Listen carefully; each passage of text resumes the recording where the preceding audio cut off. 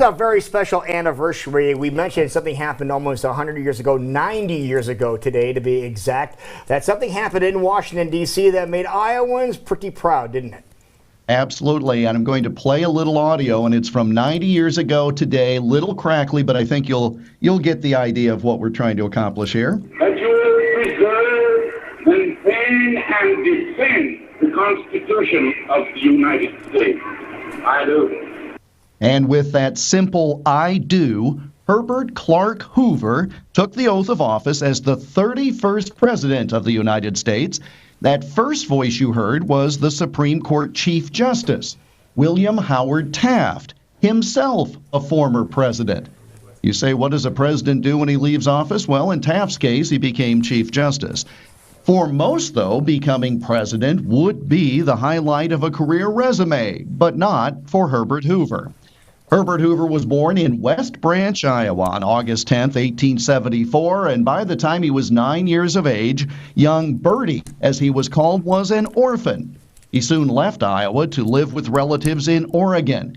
He wound up being the first student ever admitted to Stanford University in California, Wow. And he later became a mining engineer, including spending many years in the nation of China around the turn of the century. How did he get involved in public service then? Well, Michelle, because he was traveling around the world as a mining engineer, he was able to make a number of contacts. And when World War I began, Hoover helped organize the return of 120,000 Americans who were stranded in Europe. By the end of the war, Hoover was recognized around the world for spearheading global efforts to ward off famine caused by the devastation of war. Literally, Hoover helped feed the world by organizing these relief efforts. He was a fiscal conservative. One of Hoover's favorite sayings was, "Blessed are the young, for they shall inherit the national debt."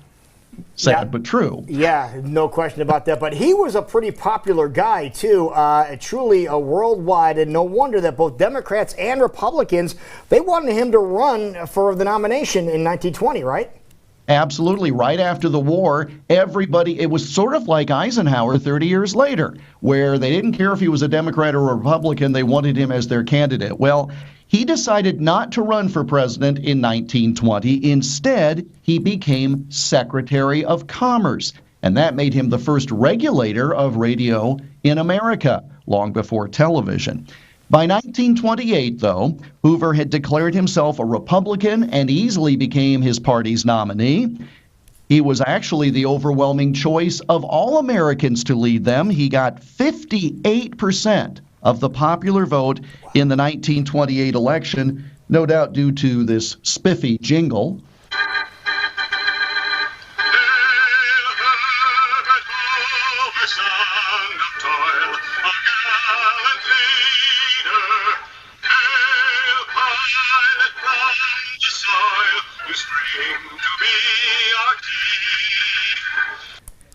That's what passed for radio advertising in 1928, but again, it was successful at the time of his swearing in. And notice, Inauguration Day was not in January. Back then, it was March 4th. And Hoover could hardly have known that in only 6 months from the time he took office, the stock market would crash and the U.S. would plunge into the Great Depression.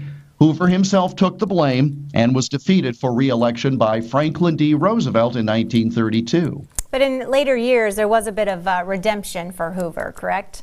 Absolutely. Roosevelt kept him at arm's length for reasons that would appear to be obvious, but Hoover's talents were used by two other presidents, one from each party. Democrat Harry Truman sought Hoover's help in feeding the hungry overseas after World War II, literally replicating the efforts after the First World War. And both Truman and Republican Dwight Eisenhower called upon Hoover to lead separate government reorganization efforts in the early 50s and then again in the late 50s. But of course, all of that work for later presidents was in the future.